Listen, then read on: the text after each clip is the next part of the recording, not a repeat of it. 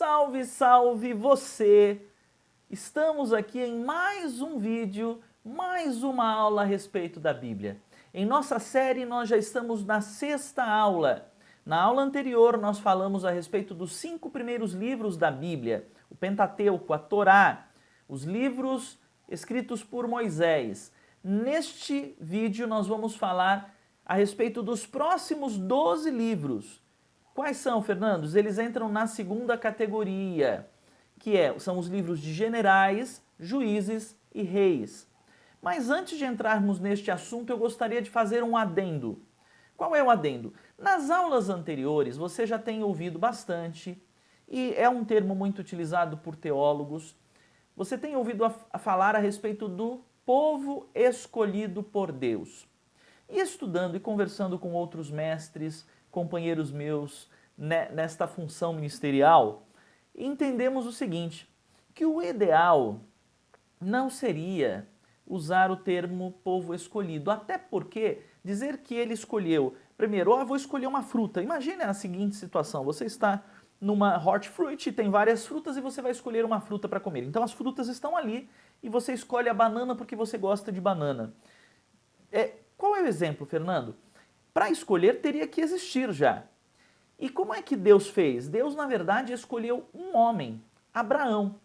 E a partir dessa escolha, ele decidiu, a partir de Abraão, formar uma nação, um povo, constituir um povo que o representasse na terra. Então, talvez o termo mais correto de se utilizar, ao invés de povo escolhido, talvez seja povo constituído, estabelecido. Deus escolheu Abraão e a partir dele constituiu uma nação. Primeiro adendo. Segundo adendo importante. Nós temos utilizado bastante o termo e convencionou-se entre os estudiosos da Bíblia, e você provavelmente na sua Bíblia física você vai ver escrito assim, a divisão da Bíblia entre Antigo ou Velho Testamento e Novo Testamento. Porém, essa divisão ou o termo testamento, eu creio que não seja o ideal também. Por quê? Porque, na real, o que acontece logo quando Deus escolhe Abraão é que Deus faz um pacto, uma aliança com Abraão e a partir da formação do povo de Israel através da geração de Abraão, Deus ele estabelece alianças com o seu povo. Então eu entendo e muitos dos meus companheiros nessa área, e isso eu aprendi com o mestre Cipriano Marques, que já falecido, mas que é o fundador do Ministério Consolador de Israel, e é uma pessoa que eu tenho muita consideração e nos ensinou muito, ele dizia isso, o termo ideal para nomear essa divisão bíblica seria Antiga Aliança e a partir de Jesus, Nova Aliança, porque Jesus vem e estabelece uma nova aliança com todos nós, inclusive fazendo de todos os povos um através desta aliança. Então, feito esse adendo, vamos à aula de hoje. Vamos falar aí sobre os próximos 12 livros. Nós podemos entender que, se vimos aí, como eu acabei de falar, uma nação se formando a partir de Abraão, e nós já falamos isso nos vídeos anteriores, nós podemos dizer que esta primeira fase tenha sido a infância do povo de Israel, vamos dizer assim. Neste momento nós vamos encontrar, e não só do povo de Israel, né, da raça humana, porque nós temos desde o início da Bíblia o momento de criação de todas as coisas e a partir daí gerações, a terra sendo povoada e as situações todas que nós já explicamos em aulas anteriores. Nestes próximos 12 livros nós podemos dizer que estamos aí na adolescência da raça humana. E uma coisa que você vai ver muito forte, nós sabemos que o adolescente, nesse processo de descoberta de si mesmo, de sua independência, enfim, o adolescente tende a ser rebelde. E nós temos aí um povo que apresenta essa característica forte rebeldia. George Santayana, ele diz assim, aqueles que não podem recordar o passado estão condenados a cumpri-lo. Sabe o que isso quer dizer? Por isso que nós estamos estudando a Bíblia, entendendo o que vem acontecendo ao longo dos anos, dos milhares de anos no passado, nós podemos entender coisas importantes a respeito de nós mesmos. Ao estudar essa antiga aliança, a história do povo de Israel, uma coisa que nós vamos aprender é como Deus se relaciona com a gente. Então eu posso aprender muito sobre isso estudando a história. E é isso que nós estamos fazendo aqui. Então nós temos visto, olha, para você se conceituar, se posicionar no tempo. De Abraão até a morte de Moisés, passaram-se aí aproximadamente 700 anos. Então nós temos isso desde mais ou menos Gênesis 12, quando nós temos o início da história de Abraão, até Deuteronômio 24. E aí nós temos esse registro do relacionamento de Deus com o povo de Israel. Você pode observar em toda a história que Deus, o Deus a quem eu sirvo, a quem nós servimos, ele não muda. Mas ele tem diversos métodos que ele utiliza ao longo da história. Os seus métodos podem mudar e se adaptar aos contextos da atualidade. E nós vamos observar isso, analisando lá e vendo como Deus está agindo hoje. Deus é o mesmo, mas seus métodos, eles podem variar, a forma como Deus atua. Ok? Vamos começar aí falando a respeito de Josué. Josué foi o general que Deus levantou, na verdade, que sucedeu o líder, o grande líder do povo de Israel, Moisés. Como você já sabe, Moisés não entrou na Terra Prometida, mas Josué foi designado como aquele que conduziria o povo para a Terra Prometida. Uma das coisas que nós vemos lá no comecinho do livro de Josué, logo no primeiro capítulo, é uma promessa que Deus faz a Josué. Porque ele estava no meio de uma panela de pressão, quer dizer, o grande líder do povo morreu, ele está ali, tem uma grande responsabilidade que é de conduzir o povo à conquista da terra. Nós já sabemos que lá atrás, quando os espias foram lá, eles viram que moravam lá pessoas gigantes, povos muito fortes, tiveram medo de entrar. E imagina, e agora o general Josué tem essa responsabilidade sobre si, mas Deus, no capítulo 1 de Josué, já deixa claro e faz uma promessa, olha, eu farei de você um vencedor, eu farei de você um general muito bem sucedido, um líder bem sucedido, desde que, aí foi feita uma exigência, desde que você permaneça firme na palavra. Isso está lá em Josué 1, versículo 7 e 8. Se você continuar estudando a minha palavra, a minha lei e obedecendo a minha lei, sem dúvida alguma você será extremamente bem sucedido e conduzirá o povo à vitória. Então nós temos visto, né, ao longo dos nossos estudos que a Bíblia de verdade é o grande manual que conduz o ser humano ao sucesso. Se você quer ter sucesso na vida, leia a Bíblia e investigue, interprete, compreenda os seus códigos. Agora, Deus ensina então Josué a ser bem-sucedido. E Josué faz o quê? Ele repete todas as instruções que recebeu de Deus para o povo. Porém, lá em Josué 7 nós temos um problema que ocorre. Qual, Fernando? Logo depois da grande conquista, e eu não vou entrar no mérito da história, mas aquela história que muitos de vocês com certeza já leram ou conhecem, que é a história da conquista de Jericó, quando o povo durante 7 dias rodeou a cidade, deu voltas, tocaram os chofares, as trombetas, e no último dia eles gritaram, e os muros de Jericó vieram ao chão. Logo a partir disso, Deus tinha dado uma orientação para o povo de que eles queimassem todos os despojos ali, com exceção de ouro, prata, bronze, que seriam dedicados, depois consagrados ao tabernáculo, ao serviço dos levitas e do Senhor. Então, essa direção foi muito clara. Porém, tem um personagem aí, Acã, desobedece e ele acaba pegando coisas desses despojos que deveriam ter sido eliminadas e desobedece a Deus. E nós vemos que Deus, cumprindo aquilo que ele prometeu, aquilo que ele estabeleceu numa aliança que foi feita no pacto mosaico, que era, o povo vai ser extremamente bem-sucedido se for obediente, porém se se desviarem da minha lei, eles vão cumprir as consequências e todo o exército paga o preço pela derrota em virtude do pecado de Acã. Porém, entretanto, contudo, todavia, a terra, no final dessa história, desta parte, ela é conquistada e o que nós vemos ela é conquistada e depois Josué também se tornou responsável por dividir toda a terra prometida entre as 12 tribos de Israel. Daí nós vamos entrar no livro de Juízes, ok? Então, nós vemos lá em Juízes, Josué, em primeiro, deixa eu citar um versículo de Josué 24.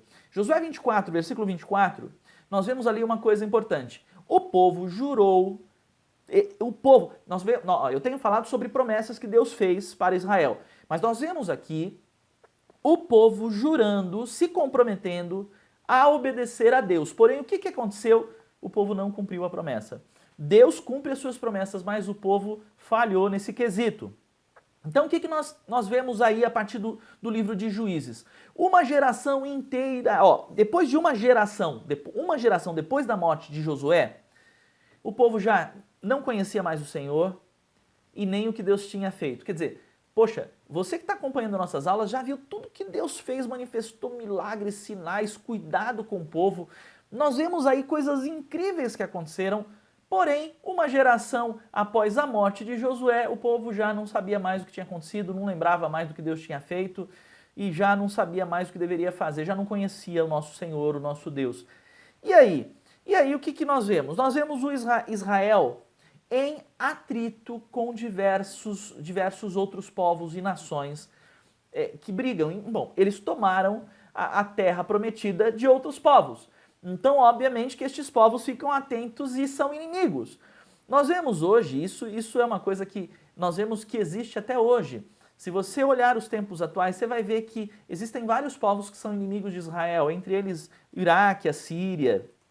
Há um tempo atrás você viu o Egito se posicionando em contrário como um grande inimigo do povo de Israel. Nesta época, especificamente em Juízes, nesta época você vai ver que os grandes inimigos do povo de Israel, talvez os maiores, os mais poderosos naquele momento eram os filisteus. E aí o que Deus faz? Deus estabelece juízes, que muitas vezes você vai encontrar o termo também libertadores, como lideranças para levar o povo a abandonar o pecado e se voltar para Deus novamente. Então foram levantados juízes como líderes da nação de Israel. Nós vemos lá em Juízes 21, 25, que neste período cada um fazia o que achava certo. Então, pensa o seguinte, não tem regra, ninguém conhece mais a lei do Senhor, então o que o cara pensava, eu acho que é isso que tem que fazer, o cara fazia. Eu acho que tem que matar fulano, eu matava. Então assim, cada um fazia o que bem queria. E aí a gente entrava, você vê o povo entrando no ciclo do pecado.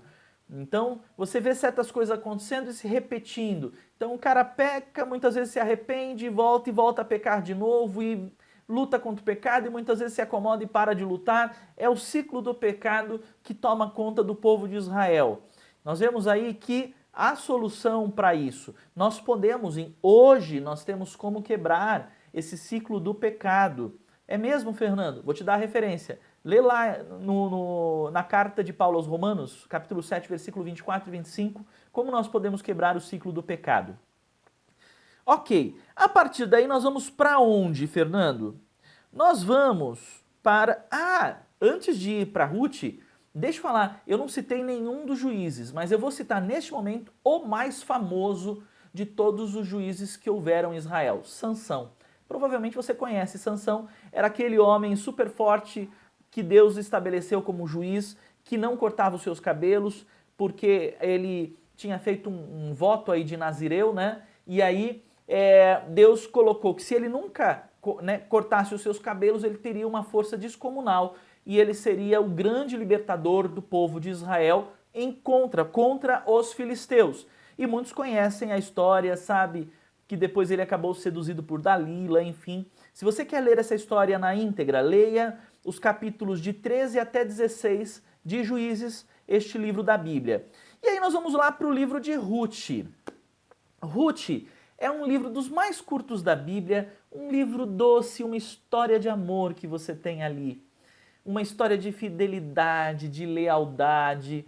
Nós começamos com uma história trágica até, nós vemos ali Noemi com suas duas noras, uma delas era Ruth, e você vê que os dois filhos de Noemi vêm a falecer, e aí uma delas volta a viver com o seu povo, mas Ruth fala assim, eu não vou voltar para o meu povo porque eu vou ser leal à minha querida nora e vou ficar com ela, que também era viúva, também havia perdido o seu esposo. E aí naquela época, principalmente, se você vem a entender o contexto histórico e o contexto daquela época, a mulher ficava sozinha, os homens eram os totais responsáveis, a mulher não tinha, ela tinha que depender da caridade de um e de outro. Então, passaram por tempos difíceis, mas depois você vê surgir a figura de Boaz, que resgata Ruth. É uma história linda. Resgata Ruth, faz dela sua esposa e vem a cuidar, estabelecer uma família.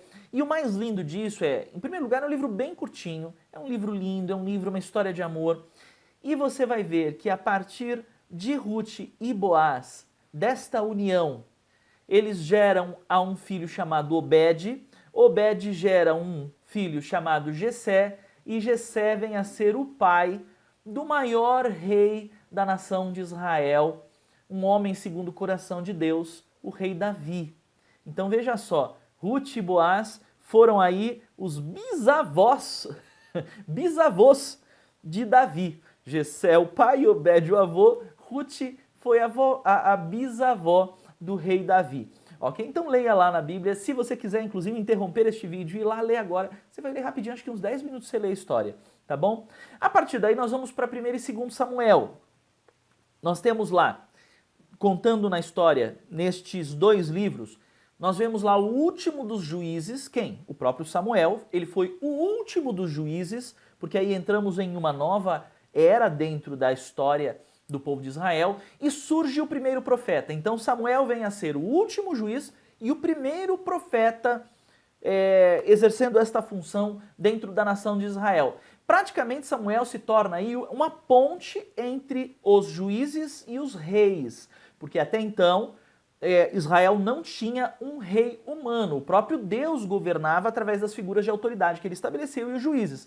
Porém, neste momento nós vamos ver o surgimento de um primeiro rei e a partir daí alguns reis que assumem de forma humana, vamos dizer assim, essa representação de autoridade na nação de Israel. O foco principal da história de 1º e 2º Samuel, do que se conta aqui, é a história de Davi. Então, nós vemos, por exemplo, os filisteus, esses grandes inimigos do povo de Israel, eles tinham pisado e sapateado em cima do povo de Israel. Eles chegaram, inclusive, a roubar o grande artefato sagrado do povo de Israel, que era a Arca da Aliança, gente. Que era onde era a maior representação da presença de Deus no meio do povo. E os filisteus roubaram, inclusive dentro da Arca da Aliança ficavam as tábuas com os 10 mandamentos. E aí Israel sabia que não tinha como recuperar isso, ok? E nós temos aí então Israel diante de toda essa situação e não sabendo como lidar com os outros povos e as nações inimigas, eles decidem escolher um rei e pedem para Samuel interceder diante de Deus porque eles queriam um rei poderoso que os representasse, forte, alto, másculo, bravo, né, um grande, alguém que se destacasse nas batalhas contra os povos inimigos. E aí Samuel vem a ungir então Saul. Saul é coroado o primeiro rei de Israel. Porém, como nós vemos na história, Saul não se compromete com Deus, ele acaba se afastando de Deus, ele se volta contra Deus e contra o povo. E Deus então fala com Samuel, fala assim, você vai agora, o povo escolheu um povo do jeito que eles queriam. E eu autorizei, então Saul se tornou rei. Mas neste momento eu quero escolher um rei, porque Saul se voltou contra mim. Eu vou escolher um rei que seja de acordo com o meu coração, porque eu olho o coração, eu não vejo o externo. Eu não vejo o cara forte, másculo e tal, eu vejo o que está por dentro, o caráter. Então eu vou escolher alguém, e é interessante você ler essa história lá, porque é muito bacana como é que Samuel vai atrás de Jessé, porque Deus o direciona a ir lá, porque Deus fala que um dos filhos de Jessé será o rei, e ele tem um monte de filho, e ele vê também, conforme o povo, aqueles que têm potencial, aquilo, a parte externa, e de repente aquele pastorzinho de ovelha, um jovenzinho ainda, que não estava nem lá, que nem o próprio Jessé pensou, se ele vai escolher um rei, não vai ser Davi. Mas aí Deus mostra, olha, Deus fala para Samuel, eu conheço o coração e eu quero aquele lá que está lá pastoreando as ovelhas, e Davi é ungido para assumir, assim que Saul deixasse de ser rei, o reinado de Israel. Agora, nós vemos isso, veja lá esse termo, né, sobre a questão de Deus ter falado para Samuel, eu vejo o coração, veja lá no versículo 7 do capítulo 16 de 1 Samuel. Agora, a própria Bíblia, ela diz que Davi era um homem, foi um menino e se tornou um homem de acordo com o coração de Deus. Leia 1 Samuel 13, versículo 14. E você pode ver como era o coração de Davi lendo o livro de Salmos, por exemplo, os Salmos de Davi. Você vê a devoção que Davi tinha e como ele expressa isso através dos salmos a Deus. Agora, e é interessante porque ele era um homem segundo o coração de Deus, foi um rei segundo o coração de Deus, apesar de alguns graves pecados que ele cometeu. Os dois grandes pecados terríveis que ele cometeu foi, ele adulterou com Batseba e ele tramou a morte do marido dela para ficar com Batseba. Então, cometeu assassinato. E apesar disso, ele se arrependeu depois de todos esses erros que ele cometeu, estas falhas, esses grandes pecados. Deus o perdoou, ele continuou sendo um homem disposto a sempre, deixando o orgulho de lado, a reconhecer seus erros, suas falhas, e ele reinou em Israel por 40 anos. Então, e aí Deus fez grandes coisas na nação de Israel através de Davi. Só para você entender, apesar de todas as falhas de Davi, Davi elevou a nação de Israel a uma posição de honra e glória tremenda. Algumas coisas que ele fez, ele unificou todas as tribos de Israel debaixo de uma mesma monarquia, debaixo de um mesmo rei, debaixo de uma mesma liderança. Ele foi o rei que estabeleceu Jerusalém como a capital da nação. Ele derrotou diversos inimigos. Tem até um louvor aí, uma música que fala: Saul matou a 1000, mas Davi matou 10.000. E ele foi um grande guerreiro também. Ele derrotou inimigos e alguns em definitivo, como os midianitas, os amalequitas e os próprios filisteus. Ele expandiu a área de influência da nação de Israel por todo o Egito, desde o Egito, que dentro do mapa daquela região representava a parte sul do mapa, até a Síria, a parte norte. E fundou uma dinastia real, a Casa de Davi, que a partir daí você tem gerações sequenciais de reis e até chegarmos a Jesus, o Rei da Glória, aquele que também veio da descendência direta de Davi, o rei que se tornou o rei definitivo de todos nós. Daí nós vamos para 1º e 2º reis. A história de 1º e 2º reis, nós vamos ver o reinado de Salomão. Salomão, filho do rei Davi, que assumiu o reinado, e Salomão, filho de Batseba com o rei Davi. A história começa falando sobre Salomão assumindo o reinado e termina com a nação dividida. Você vai entender o que aconteceu aqui. Salomão, a Bíblia diz que foi o homem mais rico e mais sábio que já viveu. E foi um rei que teve sabedoria, teve a benção de Deus. Você pode ler isso lá em 1 Reis, capítulo 3, versículos de 10 a 14. Mas ele não perseverou em seguir ao Senhor. Você pode ler isso lá em 1 Reis 11, versículo 16. E como consequência de ele ter se afastado e não obedecido mais a Deus, o reino se dividiu. E é interessante que como um líder faz, o povo tende a seguir e foi o que aconteceu. Assim como o rei se afastou de Deus, todo o povo veio a se afastar de Deus. E aí aconteceu a divisão você passou agora, não temos uma única nação, nós temos duas nações. Israel ao norte, que passa a ter o seu próprio rei, e esse Israel ao norte, que foi para o norte, você tem ali 10 das tribos de Israel que formam a nação de Israel. E você passa a ter uma outra nação nessa divisão, que é Judá. E aí em Judá você tem a tribo de Benjamim com levitas, né, que não tinham direito à herança, isso é uma outra história, mas você tem ali Benjamim e temos a tribo de Judá sendo também governadas por um outro rei. Então temos duas nações, ocorre essa divisão. Você sabe, nós já temos comentado nas aulas anteriores que posteriormente o que aconteceu? Judá foi levado cativo, olha, tudo consequência do afastamento do povo e do próprio rei de Deus. Então nós vemos Judá sendo levado cativo em 586 a.C. por Nabucodonosor para a Babilônia, e Israel sendo levado cativo em 722 a.C., no reinado do rei Sargão pela Assíria. E o povo continua sendo desobediente, mas apesar disso, Deus continua sempre sendo misericordioso. Toda vez que surgem os profetas vêm trazendo mensagens de Deus. Quando o povo ou o rei decidia se arrepender e levava o povo ao arrependimento e se corrigia, Deus, coração mole, como um Deus misericordioso, vinha e abençoava novamente, perdoava a nação e trazia bênçãos novamente sobre o povo. Então, Deus é um Deus bom, Deus é um Deus maravilhoso. Nós podemos dizer que Samuel foca em Davi e os livros de Reis focam no reinado de Salomão. E nós podemos dizer que a vida de Davi se divide praticamente em 4 partes. Nós podemos fazer uma divisão para entender melhor a história do rei Davi em 4 partes. Primeira parte, quando ele era um jovem pastor, nós vemos ele cuidando de rebanhos, defendendo as suas ovelhas de animais e ele guardando aquilo que estava sob a sua proteção. E nós vemos ainda este jovem tendo a oportunidade de derrotar Golias com a sua funda. Nós temos uma segunda parte da história que nós vemos o rei Davi ainda, ele já tinha sido ungido por Samuel, mas não ainda Saul era o rei, mas nós vemos aí um Davi fugitivo.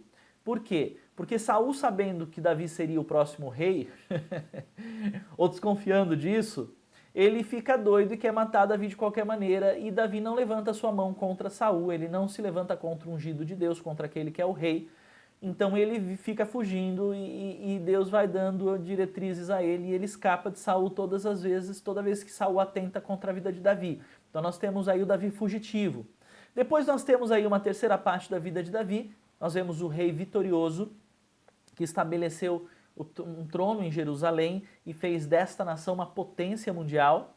E a quarta parte da vida de Davi, que nós vemos aí já Davi pai, um pai sofredor, depois dos pecados cometidos de assassinato, né, de adultério e assassinato, nós temos aí duas situações trágicas com 2 dos filhos de Davi, Absalão e Aminon. Depois você pode ler lá a respeito da história dele, que trouxeram vergonha à família.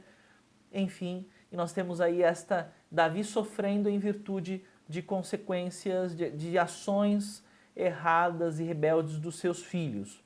Salomão, a história de Salomão pode ser basicamente dividida em 2 partes. Salomão, ele, na primeira parte da vida dele, ele honra a Deus, ele prospera absurdamente em sabedoria, em riqueza, porém na segunda parte da vida dele ele se afasta de Deus, se entrega aos prazeres, se entrega à idolatria, leva Israel a se dividir e a ser esfacelado. Ele casou com diversas mulheres estrangeiras e ele permite o culto pagão de outros deuses para dentro de Jerusalém, ok? Falando a respeito de Jerusalém, que foi estabelecida capital no reinado de Davi, a capital da nação, algumas curiosidades sobre Jerusalém. Em 1997, Jerusalém completou 3.000 anos de vida. Olha quanto tempo de vida. Hoje, Jerusalém está chegando a 900.000 habitantes, Jerusalém. Eu peguei no censo de 2016, exatamente 874.186 habitantes.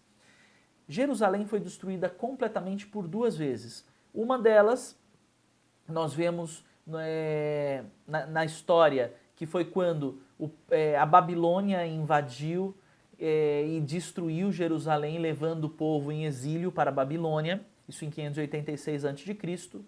E depois de Cristo, no ano 70 depois de Cristo, dentro do Império Romano, sob o comando, quando Roma estava sob o comando do imperador Vespasiano, Jerusalém foi destruída completamente por 2 vezes.